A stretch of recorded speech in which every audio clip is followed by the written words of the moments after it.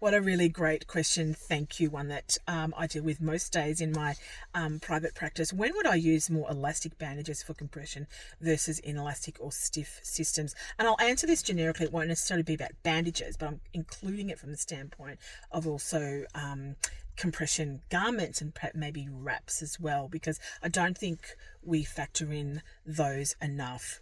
And looking in my practice, in private practice, I'm using less bandages these days because I can't be the one to get back and use them, and we have a lot of user error, and staff who aren't available or have the skill set required for bandaging, and people have really bad experiences, and there's a cost there. So this is answers coming from whether you're using bandages or even garments and wraps. I will also just say that a lot of people who come to me have had really negative experiences already.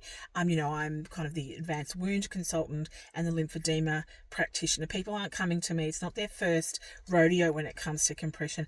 They've had some pretty ordinary experiences. It's often with lesser skilled clinicians, and they're having a go at it. It's okay. I'm not judging anybody or anyone's clinical rationale to why they've put them into something, but perhaps when they've not identified the things I'm going to tell you, they've put them into an elastic system and they've had a negative experience, and then it's really hard to teach someone why they should trust me and have another go at something more inelastic or stiff. But I do put people straight into elastic things to start with too. Some of it will come down to whether I can get them into something off the shelf or whether they need more of a custom made to measure product. But generally speaking, I'm guided primarily by their type of tissue, their activity level, and their comfort, because we have so many people who have so much money sitting in their drawers in these garments and bandages, and they don't like them and they don't use them, and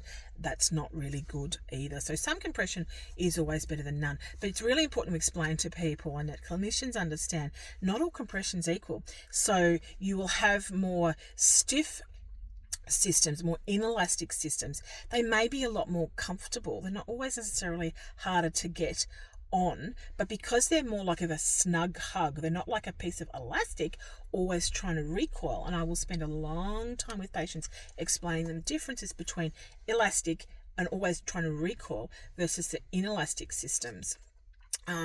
That can be more like a snug hug and comfortable, and they will offer a greater working pressure. So when you've got someone's foot and calf pumps and their skeletal muscles working on the inside, and that could even be just transferring from chair to chair, and you've got a stiffer material on the outside, whether it's a wrap or a garment or a bandage, it will create more resistance when your muscle and your you've got flexion and extension working on the inside, so you'll get greater compression there, but it's also not as elastic. It's not as recoiling and harder to put up with.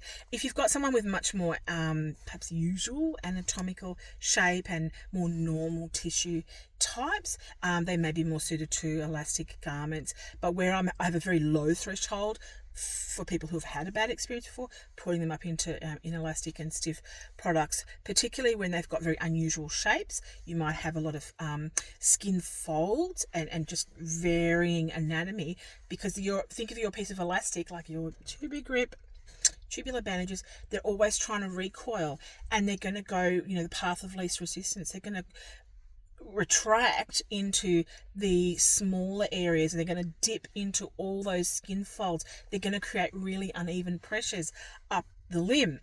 So you want something stiffer that will sling across them, or even custom made that you can titrate. And it could be the bandage that you're putting onto the limb that you can very intelligently ensuring those pressures are more even.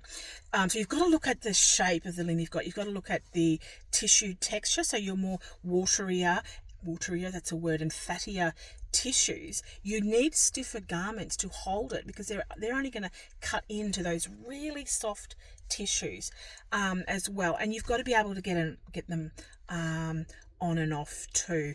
The later stage, the more fibrosis and more advanced disease process in lymphedema. So we're talking about our stage 2, stage 2 late, and stage 3s. You're generally going to get better compression out of more inelastic products, whether it be bandages or wraps. So I hope that helps. There's so much to it. Please, at the end of the day, if you're not sure, ask somebody, because giving someone a bad experience and calling them non-adherent or non-compliant sets them up for the next person to be really harder. And we can usually find solutions for people in those categories. Great. Keep practicing. Thanks for your work.